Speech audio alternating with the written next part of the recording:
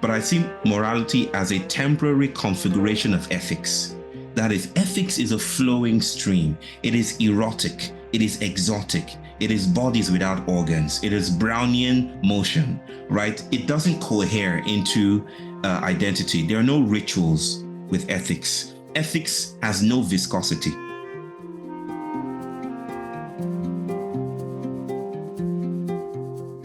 Bayo, welcome. Thank you for being part of our new project. So we're kind of babies here in this project, and I hope that's okay with you. Absolutely.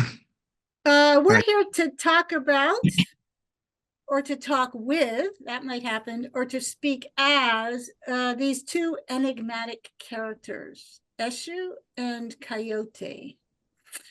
And how they can help us expand our religious imagination or see why they are relevant today. So I've been trying to do some research on Eshu. She was introduced to me by your writing. Right. So let's make it our main focus and see if Coyote makes an appearance later on. But I'd love if you could help us all meet, greet, and maybe regret inviting Eshu into our lives. Was Eshu a part of your life growing up? No. It was not a part of my life. It was only a part in the sense that we kept him far away, because I grew up in a heavily Christianized southwestern part of Nigeria, and Eshu was the name for the devil. That's not the thing you want to go, playing with, right? What's that movie, Candyman or something like that? You say it 3 times and then someone appears. I haven't watched that movie, but I've heard about it. But Eshu kind of had that kind of reputation. Eshu was the devil. I understood it in no other way except that's the Yoruba name for Satan, right?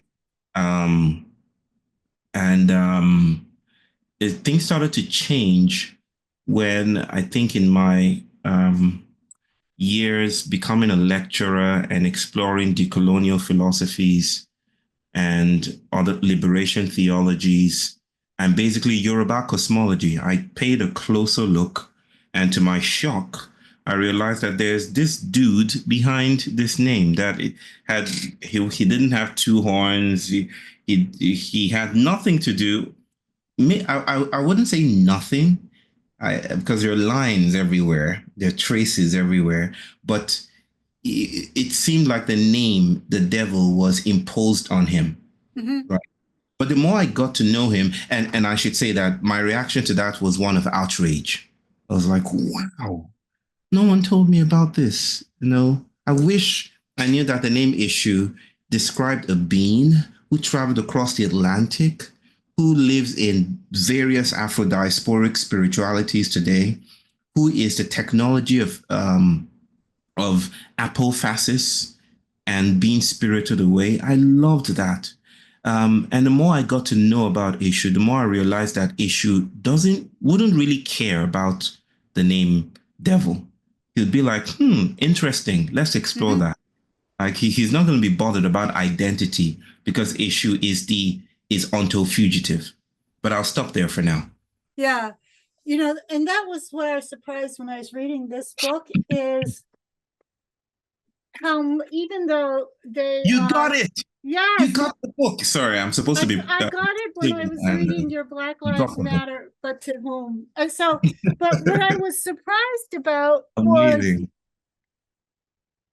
they're not equating Eshu with the devil, but how much of their definition was by contrast to what he wasn't in Christian terms. Yes. And I felt what was wanting was a more lively appreciation of Eshu, even in that book. Like it almost seemed like he was only defined by contrast to the misnamed or appropriated character that the Christians made him. And so I was really feeling that Eshu, even defied the kind of treatment made in that book, in the sense that, for me, Eshu,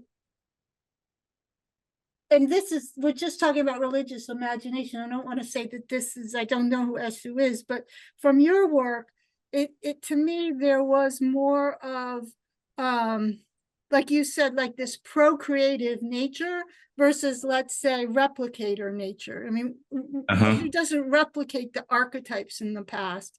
And it's kind of like every time you try to understand one of these escapades he has, something gets twisted around. And at first you think, oh, the story gets twisted around, but it's like you're getting twisted around somehow. Like there's this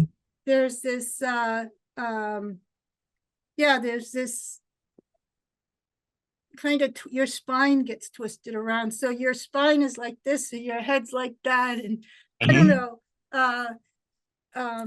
is that something that, and it defies properties, because I want to say it's playful, but Eshu would think like, oh, that's a stupid word, like I'm scary. Okay, so you're scary and demonic. Oh no, you're like, yeah. So say a little more about how you revivified him. I think how he lives in, you've contemporized him, like he's up to date in your work somehow.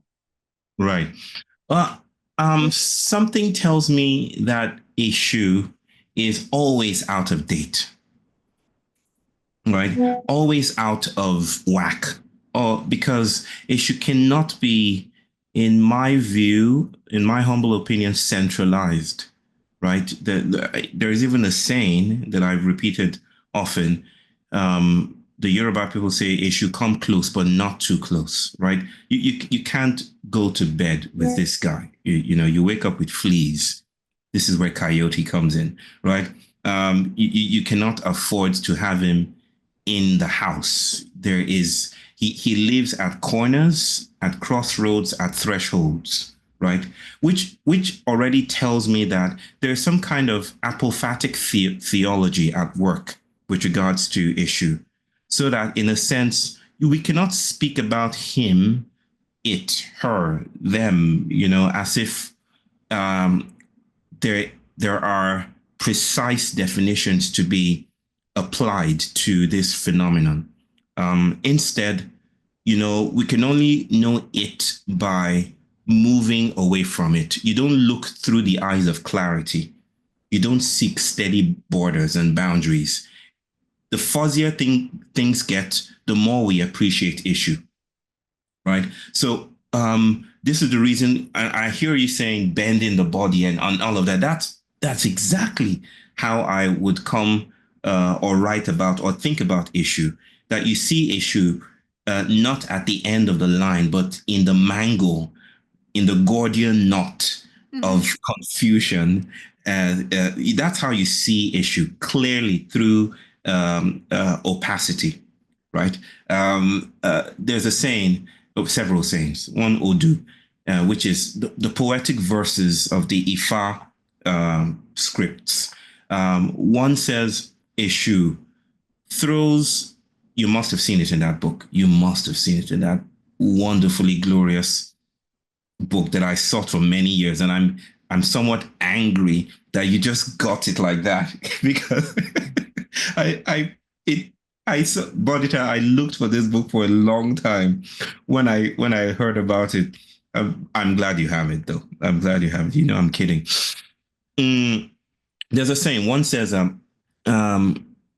Eshu throws a stone yesterday and kills a bird today, something like that.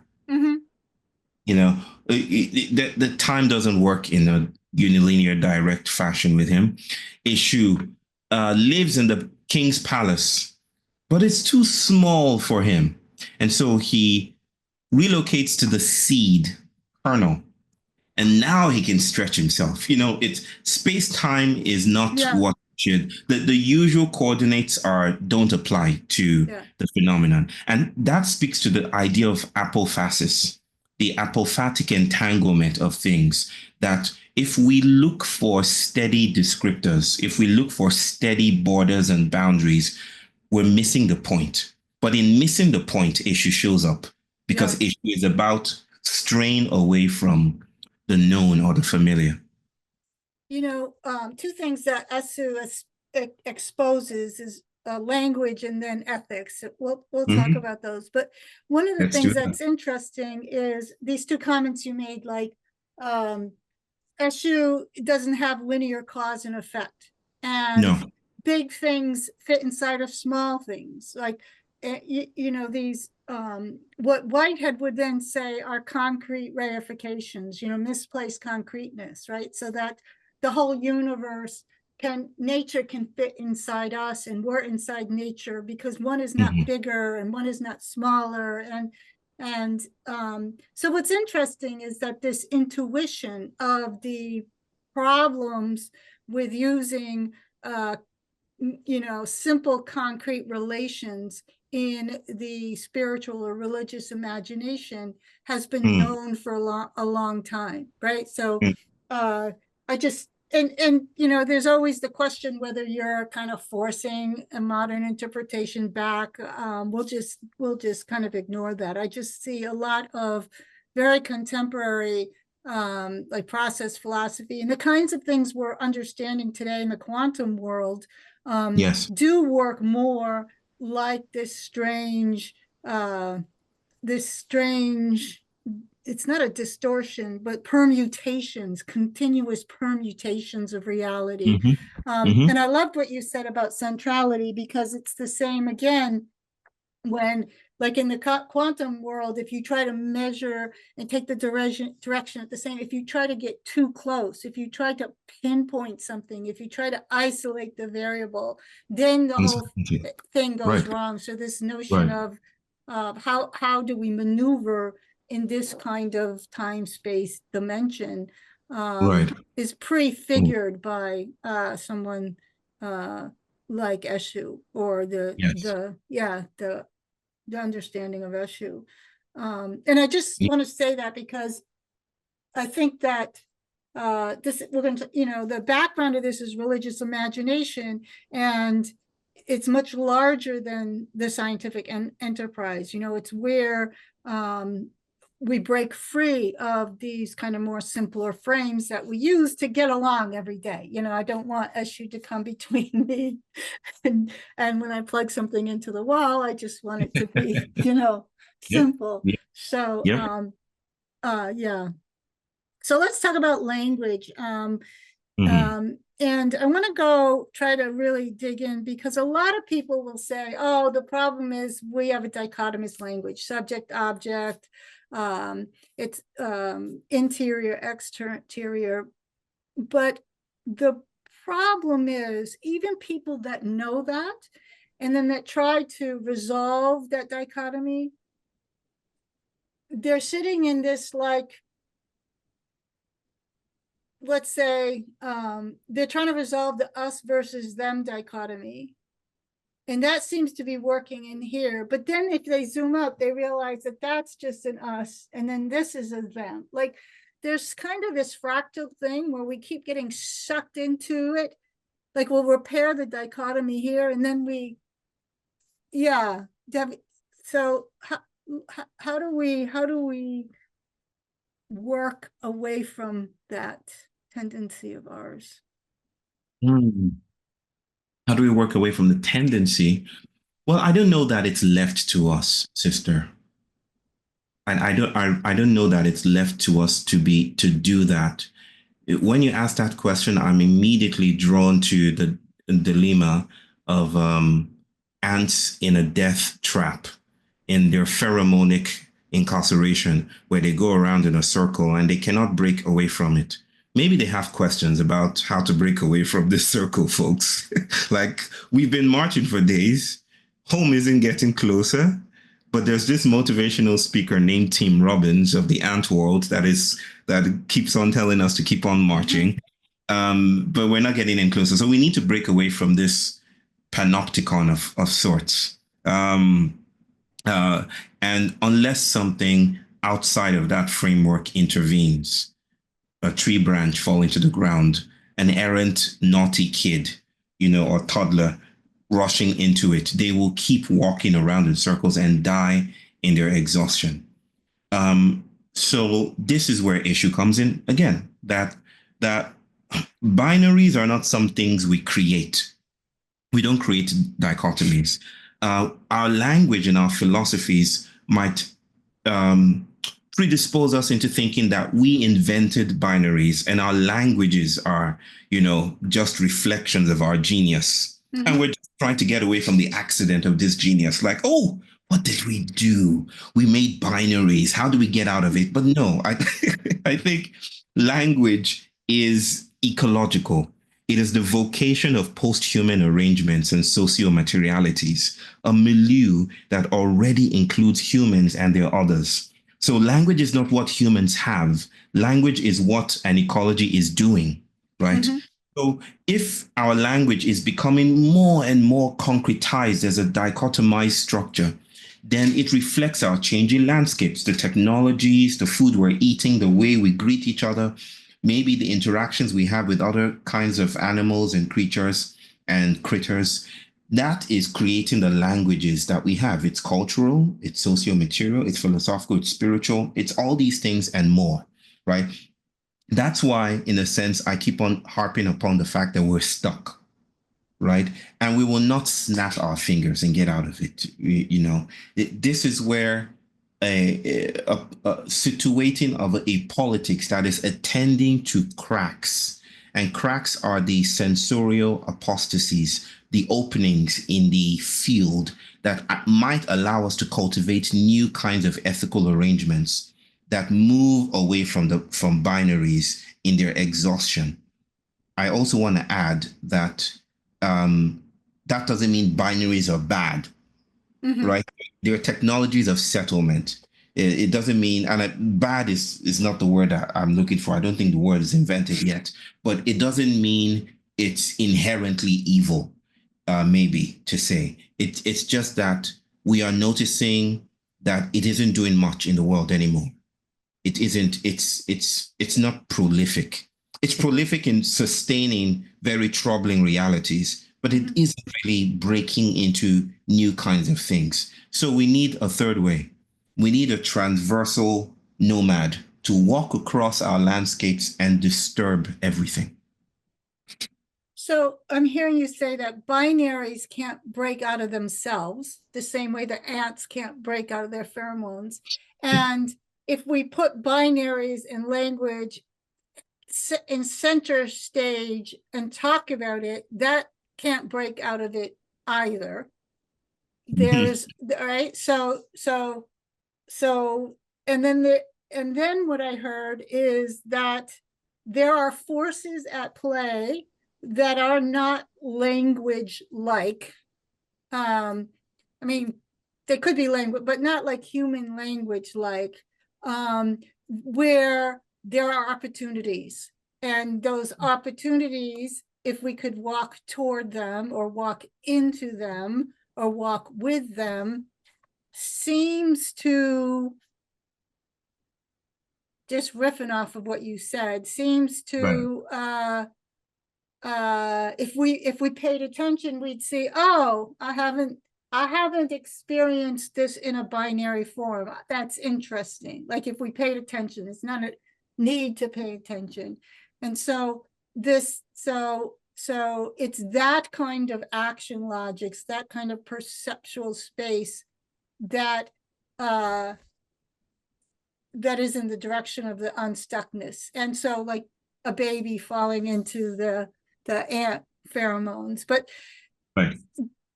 Don't we miss a lot of those? Because if we were the ants and the baby falls into us, we would see it as a disruption, not an opportunity. There you go. There you go. This is the reason why I insist that the monster isn't the bringer of violence. The monster is the one that says you're normative realities are already violent. I'm just the dude who shows up to kind of remind you of that your shopping malls and your highways and all of that are already violent instigations. They're already very painful marks in soil and earth, right? I'm not saying it's bad, but don't point at me looking at violence. You are already desensitized to the violence around you. That's why you need this transversal force of some kind, this crossroads effect, right? And just to also say that why it doesn't feel to me to be adequate or sufficient.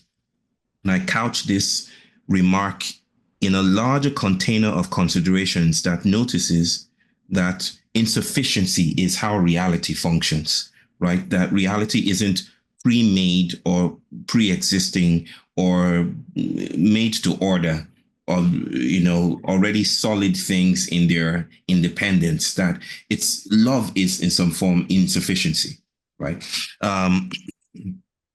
That why it doesn't feel adequate to merely sit down and talk about binaries and then hope to exit from binaries as a result of these conversations is that binaries are not fundamentally linguistic. Language isn't fundamentally linguistic, right? It surfaces as words and concepts and grammar, but it lives in other forms. It lives in architecture. It lives in materiality. So we can talk about it, but we would only be addressing a very tiny aspect of a moral field that reproduces itself and is quite good at doing so.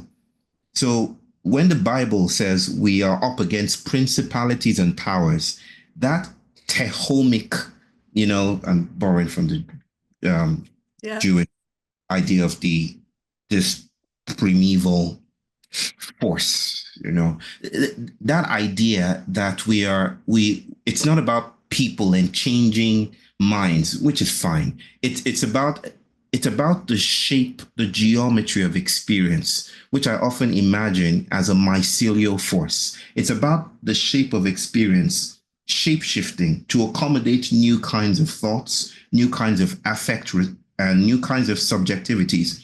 And that is not going to be had with merely talking about it, I suppose. Yeah. I have to share that I was thinking about this conversation and I was reviewing, I'm in the middle of a crash course on AI. And one of the things that I was talking about AI was Floridi's warning that AI is not intelligent. And in fact, in order for it to work, we have to accommodate it, right? So we have to, we've done this for technology for years. So we have highways because cars can't walk through the forest like a person can, right? So we accommodate the landscape to make everything available to AI. So the fact that everything is going online and AI agents are taking care of it is because we've standardized the human experience. So if you standardize education, then AI, so all these accommodations. And then I was making coffee, thinking about this conversation, and somehow the two paths came to a threshold. And I heard Coyote say, why are you complaining about AI? Humans have been accommodating the natural world to your human weakness since millennia, right? So who's the evil here? Is it AI? And and I imagined him because they run in the woods here, and right. Occasionally I follow a single one. I don't know if she gets out there. I think it's a she, and she just sits there and looks at me, and I'll go a little further and she'll go a little further.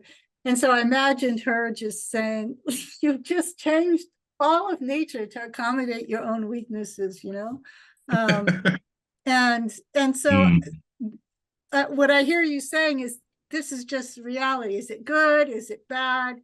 It's just the coyote or Eshu reflecting the truth of what we've done, let's say. Yeah. Indeed. I want to talk, I'm just trying to get some bullets from your work. Okay. And I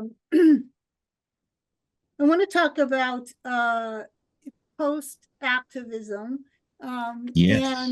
And my question, or let me pose the question in this way. What does the post-activist know, or what has the post-activist learned that the activist has not? Like, where is that shift? What is that like as a personal experience, like instead of as a conceptual kind of move, like? Okay. My first response to that is the post-activist is not an individual. Ironically, neither is the activist, right? The when we speak about activism, agency, accountability, responsibility, we're speaking about molar and molecular circuitries of movement and action, right? Almost like we're speaking about, and I was searching for my notes on accommodation, like a soft theory of accommodation. And I think of accommodation in terms of what I call constituencies and consistencies. And constituencies are how we think about individuals, citizen subjects, people who do the work and all of that. But consistencies are the fields we navigate, which are the conditions of action. But I was saying that the activist is not individual. The activist describes a field of knowing and doing, right? And this doing precedes the doer. We like to put the individual at the very head of doing, right? But doing is a vocation that isn't tethered to identity, right? We are born into doings, doings meeting other doings. Deleuze might have described that as machines. Machines produce realities, and machines obscure realities. So these are doings or identities without a face. No, that's wrong. I'll rather say that these are doings without identities or doings without faces. That question is intriguing, though, sister.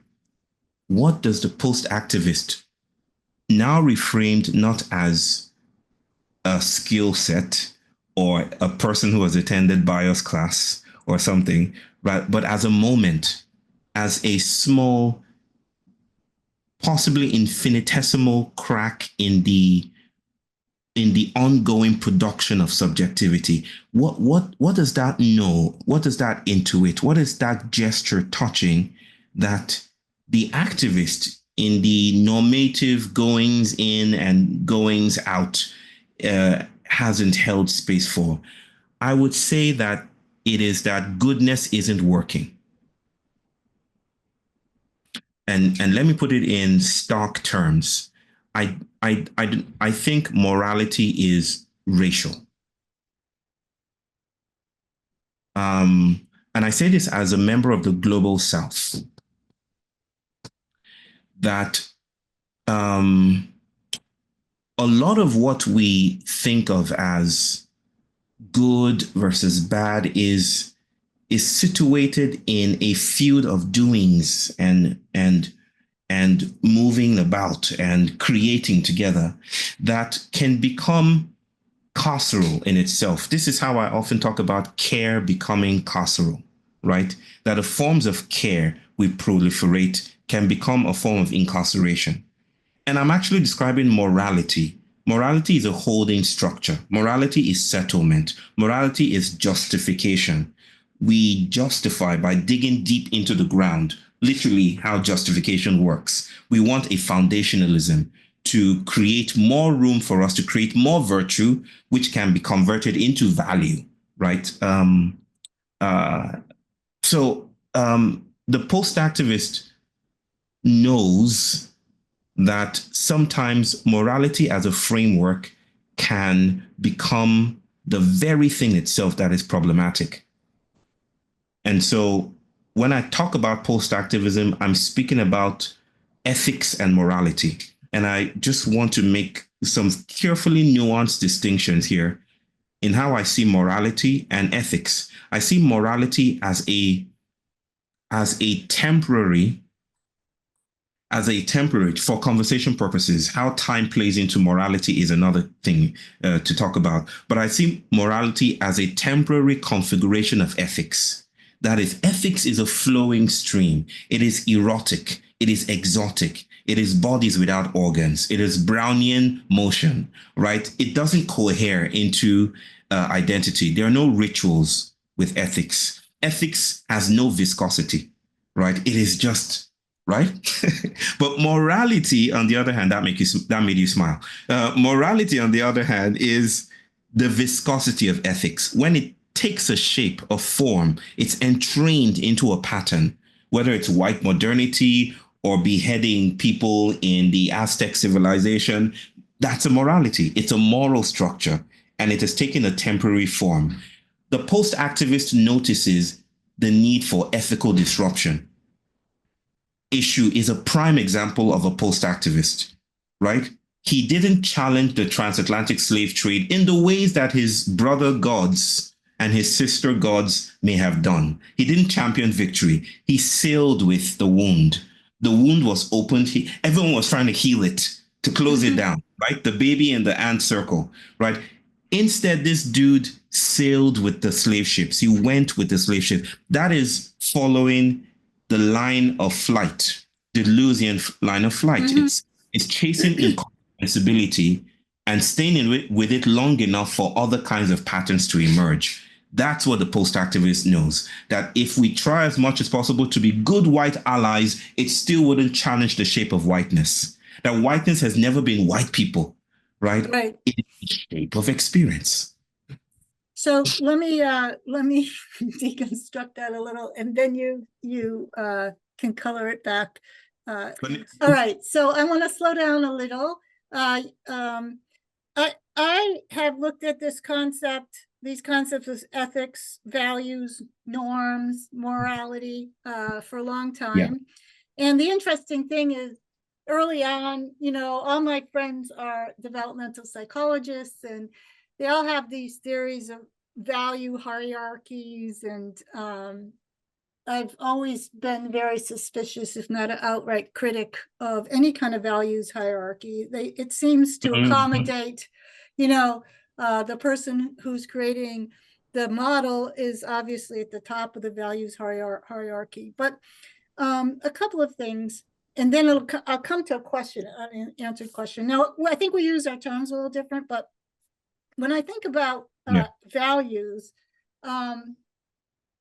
first of all, I think they're incommensurable. I think, like you said, they're like ethics. It's ongoing. It's fecund. They hybridize. They're always moving, and they can't be adjudicated. Hartshorne said that values are incommensurable. The way at the animal level, it's good for the fox to chase the rabbit and catch the rabbit so she can go home and feed her babies, but it's good for the rabbit to get away so she could go home and feed her babies. And so Hartshorne said, in the animal kingdom, there are all these incommensurable goods, and that values in the human system are the same way. They're incommensurable goods.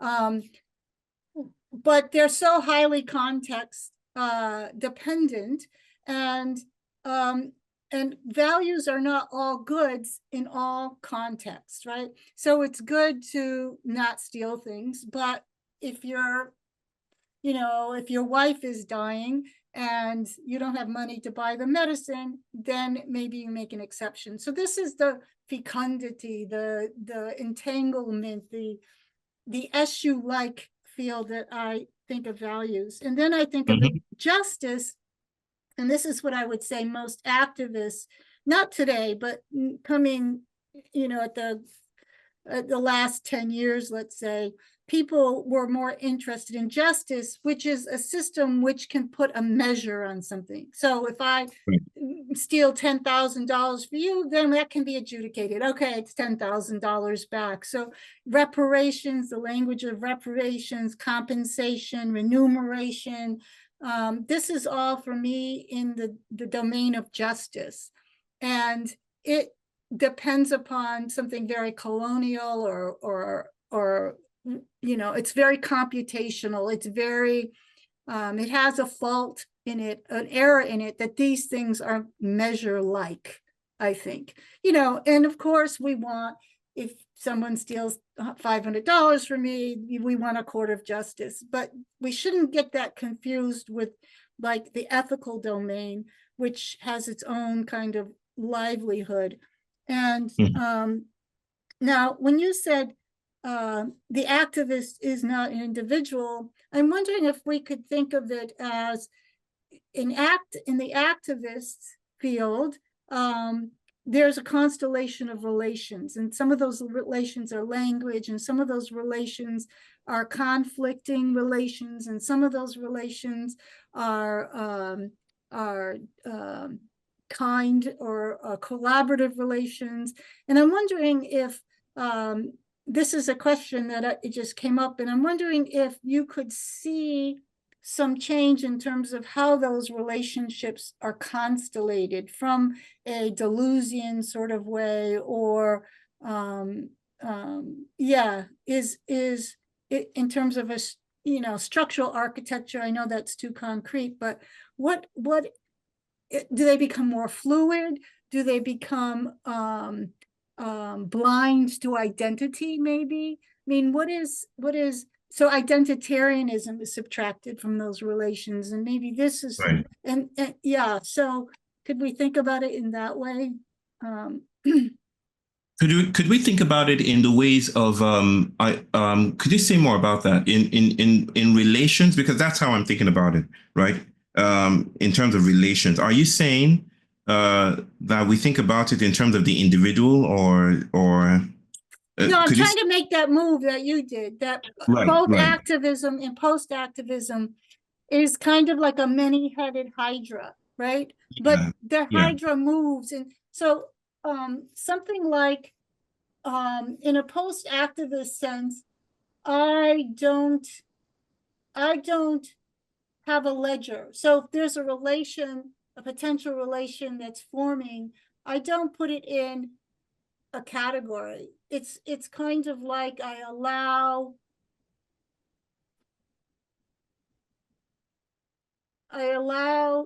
myself, which is, or my sense of relation, to relate to whatever is arising. So and I trust that that is a kind of post-activism, that has this kind of agency to it. Does that resonate at all? It does. We're making like you said, the same moves here. We're trying to not dismiss the individual so much as we're trying to notice the individual as meta-stable. That I'm using a Simondonian term. So there isn't a stable individual. The stability is meta-stable. It is contingent upon other relations, right? Just like the psyche cannot be reduced to some cranial isolationist thing, right? It's not here. The psyche is, we move and swim in the psyche, right? The thing that is very difficult for the modern citizen to bear is that we're not and have never been as independent or as isolated or as sovereign or as free-willed as we think we are, that we are acting together with. And maybe that's the key here. We're always acting together with. We're acting together with technologies, with social algorithms, and especially with Mark Zuckerberg. We're acting together with these. We're acting together with that dude, right? No matter what you think about him, we're acting together with all these technologies. They seep in, they seep in. Like there was Zuckerberg and Musk and Bezos and the head of Google. They were all there at the coronation yesterday. No matter how much the current generation wanted those people to be our heroes of the open Yeah. web and stuff like that. Here we go. Eshu comes in and says, maybe I'll just invite them to the coronation. Yes, indeed. Yes, indeed. And We all imagine them at, on screen as the heroes, but not behind. indeed, indeed. Yeah.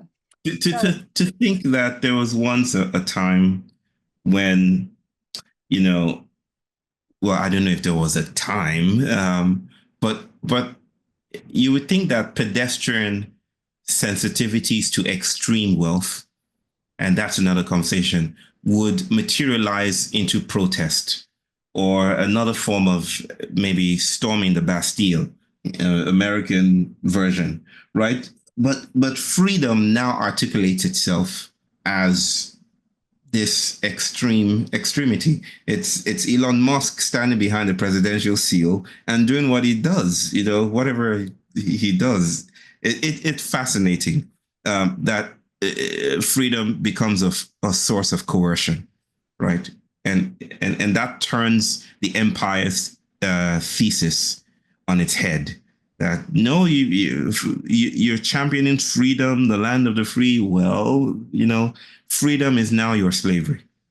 You're going to have so much freedom, you're going to be bound to it. Right? It's devastating.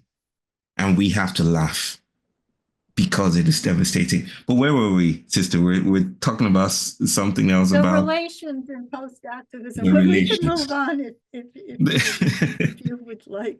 We tend to trip. So no, the move is seemingly easier to make when you see from process, when you see through process, right? That a lot of what we count as good activism still depends on uneven, untoward circumstances, inequitable circumstances. You can be good and conscientious and throw your trash out into carefully delineated boxes and trash cans, and it still goes to the global south. Is that your fault? It's insufficient. It's inadequate an analysis to come back to the individual and say, you're not doing enough. That's why the individual as an analytical framework, it buckles under the weight of the Anthropocene. We cannot afford to think, except through process, I think. That is, we have to think in terms of flow and rhythms and thresholds and densities, and not just whether you're good or not. And maybe this speaks to what you're saying about value as well, which is interesting to think about. But let's move on. No, that completely then explains why your critique of morality, because without the willing and free and intentional agent individual, you can't have this sense of Kantian morality. Is this person moral or not? Whether their behaviors, actions, or intentions, if those aren't construed as an individual, you can't make that point. So, yeah. Did you want to say something about values or? Slightly. Well, it'll come up in conversation as we move along. Let's. Yeah, so let me just maybe this will tease it out. One of the things that I noticed about when people evaluate value, they put values on a certain either a simple hierarchy or there's many models, but there are two kinds of ends of the spectrum, and one is that either the highest values are more nuanced, more abstract, more what people call transvaluation of values, so they're meta values.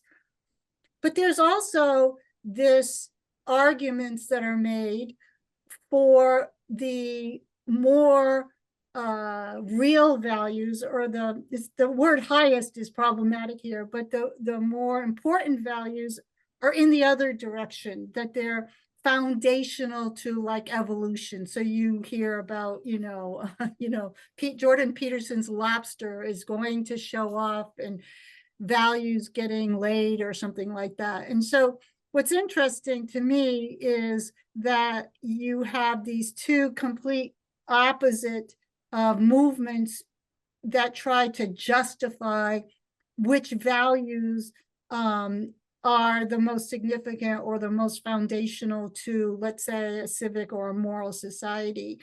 And I find that that whole experiment in trying to transvalue values is not helpful. Well, there's a tendency to arborealize, right? You know, to think in terms of trees and hierarchies. You know, one is more important than the other. And I think that is part of that is also a value structure, right? It's how we negotiate meaning within city states and nation states and phallic steel towers. This is how we think about these things. But it is important to notice that I would rather think about value as rhizomatic, right? That it is constantly. I like the idea of incommensurability, that it's negotiated, but it's not reducible to social construction. It is a social production, which is different, and that involves the inhuman, the non-human, the more than human, the not yet human, the not quite human. It's all part of how value is constantly worked and reworked to sustain realities. Yeah, I had something else to say about that, but it slipped my mind. It'll come. I think it's an important critique because so much of current alternative approaches, even in the post-activist space, tends to focus on using a model or a system of values or transvaluation to make sense out of the world. And I think that it's predicated on exactly these problematic assumptions. For example, we justify the just war or the aggressor in an invasion by who has pre-modern values and who has modern values, or who has postmodern values, or who has what societies display which values. And I would say that that move away from values as a accurate measurement for these thing-like things, is something that moves into the post-activist. Although I just accused some post-activists of also doing that, I would say they haven't really become, in the way you describe it, post-activists. If they're still clutching to this kind of like measuring what's good and what's bad, or who's the enemy and who's the friend, by this transvaluation of values. So I would say that that's something that shifts. I think I recall what I was going to say, and it dances with what you just said. I read a paper. It might be helpful to just a couple of months ago that said something about the seasonal quality of value, right? that I'm just gonna get it out now. 1 second.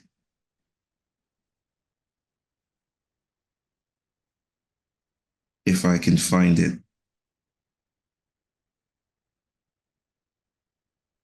No. It says something about how morality changes during seasons. That if I can get it, I'll send it to you, sister. That in fall, I think I may be mistaken. In fall and winter, loyalty is a huge value. It's a wonderful virtue. It's not quite. It's a beautiful virtue that's not quite as valued in other seasons. Almost reflecting that morality isn't still. That it is this ongoing making and proliferation of worlds and exclusion of worlds, which would lead me to say that virtue is value justified. And I'm trying to read together. The justification is the attempt to settle, to measure, to index, to archive, to say this is valuable, and that concretizes itself into laws and into what we term justice. But the metastability of these ongoing practices, and they are practices. Value is a practice. Virtue is a practice. They're not Socratic, Platonic things that are floating outside of practice, right? It helps us see how these things are changing. Yeah. So one of the things that goes along with this is that, prior to the Socratic age, we would tell stories, these big mythologies, and the earlier myths are more like Eshu, right? So a god or a deity would be kind in this situation and then change shape and go rape his daughter. I mean, there was just this pantheon of activity and monsters, and then this becomes the Axial Age project of, okay, so we can't point to an individual who is courageous all the time, right? So what we're going to do is going to isolate the variables. So what is courage, right? We can't actually point to real experience, because courage and cowardice and violence, it all comes together. So we want to isolate the variables. And I think what we're saying is this is already, so then you get the Platonic virtues there, and this is already a hugely problematic step. So it is troubling at every turn. Okay, so that away, let's move on to the next. So I'm reading over a lot of your writings, and I'm reading transcripts of some of your interviews, and I had this. Your apologies? My apologies. No. I'm kidding.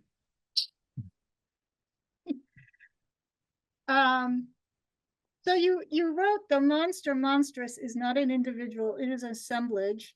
The other written into the cells of the citizen, exploded into the surface, is subaltern, shimmering in the spoils of capture, is psychic, ecological. It's the agent of flight and transduction. The monster is imperceptibility, the paragon of invisibility. It started to enter my imagination. Of course, it could have been put there by Eshu or Coyote, that you were talking about bodies. Yeah. Let's go. Say more, sister. Say more. No, because your monsters aren't monstrous in that sense. And what it seemed to me is the way you were describing, we're like, that's what bodies are, except in the, Western imagination, the whiteness, colonial, whatever, in literally many people's imaginations, bodies themselves that are monstrous. We make monsters out of if we start to really understand bodies and we can't actually be with that reality, we imagine a monster. Like we project it into this monster realm.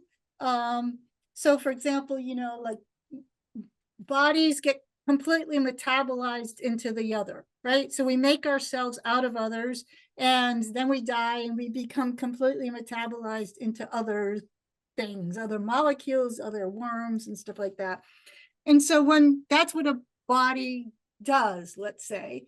And when we get close to that reality, then we imagine, oh, there's monsters, they eat bodies, or there's monsters, they metabolize bodies, Alien, it's metabolizing, and all these monsters are actually just characters that are in a play showing us what bodies actually do, that we have trouble acknowledging or accepting as that's what our bodies do. So I was just wondering if you would So when you say we are becoming monsters, I'm thinking that's what we need. We need to continue to become bodies. Right, right. There is a there are there's a paper. I'm not sure it's widely accepted, but it's a meta study of I believe um, it's from Japan or China, and it speaks about autism. It speaks about autism, right? It it it suggests that the lack of vitamin D is critical to the emergence of autism. That one way to explain the surge, I know there are sticky territories with regards to whether the surge of autism and autistic diagnosis in the United States, for instance, is as a result of the increasing sophistication of diagnostic tools, or people becoming aware of it, or that there is something actually skyrocketing and has been skyrocketing over time, right? One explanation from this study is that vitamin D, the lack of vitamin D, and vitamin D is not a vitamin per se, it's a hormone. And we get it primarily from the sun. But that the industrialization of sociality has meant that we have withdrawn, we've gone more inwards. We play inside the house with PlayStations and other video games rather than play outside. And this is a thesis that it explains that. Now, let's take this as compelling. I don't traffic in truth, but let's say that this is compelling. It might be inadequate, it might be inefficient, it might not resonate with many, but let's say it is compelling for the time being. What it suggests to me is that autism is what our bodies are doing, right? As you beautifully say, that the monster isn't the other. The monster is the intensification of the normative, right? It is just a crystallization of what's already here, right? I love the way you say that monsters are like in the playground or something, introducing us to what bodies can do. And I'm noticing that within fields of accommodation, that there are hidden tensions, the hidden curriculum of what our bodies are usually doing. Like, for instance, you could say Bonnitta is well, she has the clean bill of health from the doctor. The doctor has checked her, and the doctor says, you're fine, you're perfectly fine, 120%. You're just as good as Trump. But your neighbor, and this is the Yoruba proverb, your neighbor is critically ill. There's a Yoruba proverb that says that when our neighbors are ill, we also are ill, right? There's a sense that the intensities in the field are not distanced from us. We are the field in its mattering. So the monster is the crystallization of what's already here. When the monster shows up, it's showing us what our bodies are engaging in right now, right? That is lost in the prisms of the hyper isolated individual who believes that they are cut off from the rest of the world, which is the modern visuality that we are habituated into. The monster is the cracking open of thresholds, densities, and intensities that are otherwise invisible to the good citizen. Okay. I could go on forever, but I have one more question. Okay. I'm just trying to get these posted. You know, what we do is we have a watch party so that at each one of these sections, this will see conversation. So the story will be never ending here, Mr. Bayo. I want to end on something that I heard you say in a podcast. I can't remember, a little podcast. I didn't listen to the whole thing because I was floored when you said it. and it's interesting because you did bring up the segue of autism. And I heard you tell a story about your son walking around, let's say, in patterns you didn't understand, and that it was making you antsy. Like, you didn't use that word, but I'm like, you're getting antsy, right? Yes. And then I hope I get this right because I didn't go back. Your son said something like, Dad, I have things to do you know nothing about. Yes, he said that. And you said that with a gravity that took it out and expanded it way beyond the frame of my son's autistic. Yes. And it made me think of what happens when our children live in worlds so different that they have things to do we know nothing about. Like, this is very potential, and perhaps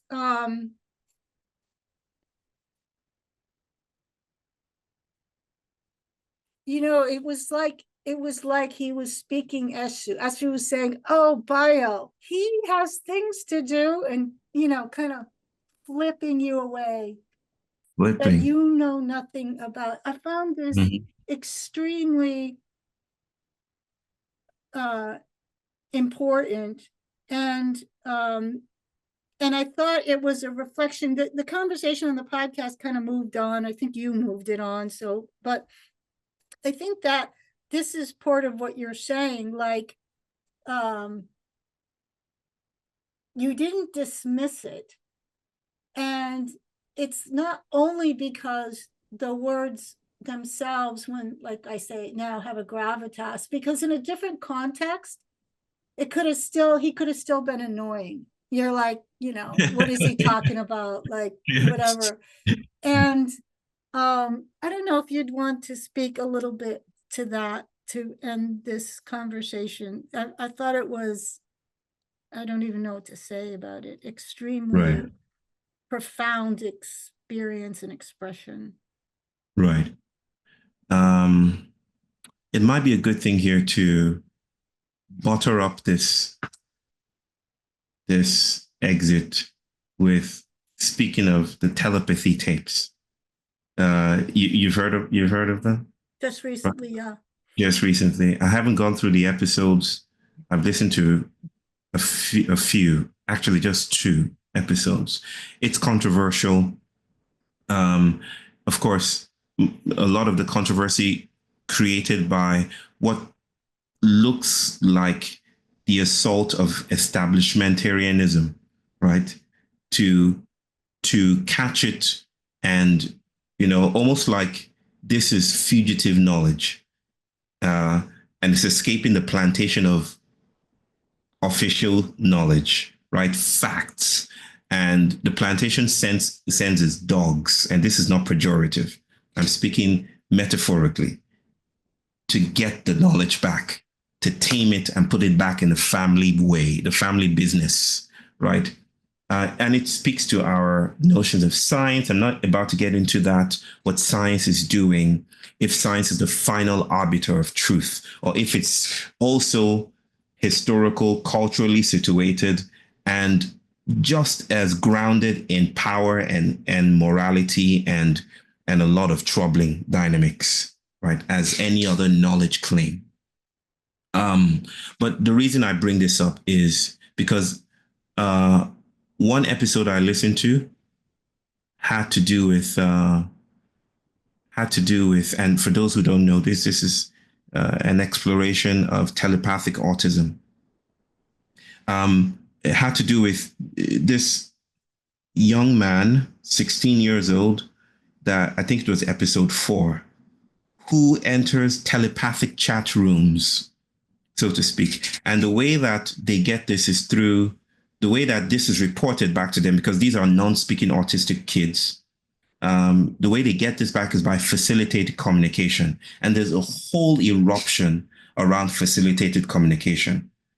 The establishment seems to suggest that it is discredited, But there are people who work with these children that notice the philosophical quandaries of saying it's discredited, because there are just as many studies that suggest it is not, right? This is a subject for another time. This boy enters telepathic chat rooms, and the journalist, the podcaster here, Kai Dickens, is marveling at the idea of being able to share information across distance with a loved one, right? Which cannot always be replicated under lab conditions, because it's relations. It's not individual capacity. It's a field of relations. We usually miss the point. I wrote very briefly about this, introducing some of the thing that I'm doing. And I suggested that telepathy itself seems to be a very, very classical conservative account of the misbehavior of mind. That it's not that mind is reading mind. It's that mind is misbehaving in a particular way that we don't know how to capture within language, right? And so when my son, sorry, one second, just 1 second. Yeah.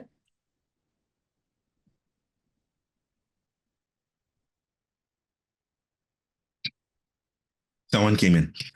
When my son started to tell me that he had things to do, it really reminded me, or this telepathy tapes reminded me of my experience of that moment when he's going around in a circle, and he's not available for neurotypical capture. He's not available for my anxieties and nervousness about how the world should function. He's doing something else, and there's another story attached to this, very briefly, where he tells me quite briefly, but I have to do this. And the thing he had to do was not save the world or write a Shakespearean poem. It was, he had to just run around. He said, I have to, right? Agency wasn't something he had, even though that might sound damning to people who hear that. Agency wasn't something he had. Instead, agency was enlisting him into doing something and performing something. So I think, to your question, what we are being invited to do is to make sanctuary. Is to make sanctuary for those moments. Is to follow them. The ethical disruption through the morality of neurotypicality is to make sanctuary. And making sanctuary is not some highfalutin project. It is an invitation to attend to the moment in the ways that feel and it feels compelling. How do we just decorate the crack that has just opened up? Whether it's by keeping silent, or whether it's by listening in, or writing, or reading together, or eating together, making sanctuary can take on different forms. It's a non-methodological method of hosting what our kids are telling us in various forms today. Yeah, and I would say, and I know you would say this too, kids and all the other creatures, the non-human creatures, are also kind of saying that, like we just want to exterminate them. They don't mean anything to us. And if they could turn around and say with gravitas, I have things to do you know nothing about. You know nothing about. I felt that it was very prophetic, beautiful, intense, generative, and maybe someday you get to tell your son that impact he has made on one silly human being far, far away. Bonnitta, it's a good way to bring this to, maybe Eshu said that to his brothers, to his Orisha brothers, right? Why are you sailing with the slaves instead of fighting with us for victory? I have things to do that you know nothing about.